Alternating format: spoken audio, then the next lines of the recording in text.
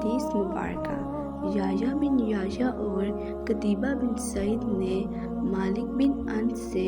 انہوں نے ابو زناد سے، انہوں نے اعرج سے اور انہوں نے حضرت ابو ہریرہ رضی اللہ عنہ سے روایت کی کہ رسول اللہ صلی اللہ علیہ وآلہ وسلم نے جمعے کا ذکر کرتے ہوئے فرمایا، اس میں ایک گھڑی ہے، اس گھڑی کی موافقت کرتے ہوئے کوئی مسلمان بندہ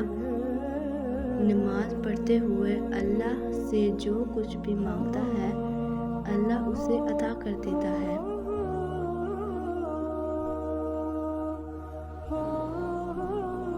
قتیبہ نے اپنی روایت میں یہ اضافہ کیا، آپ صلی اللہ علیہ وآلہ وسلم نے اپنے ہاتھ سے اشارہ فرما کر اس گھڑی کے قلیل ہونے کو واضح کیا۔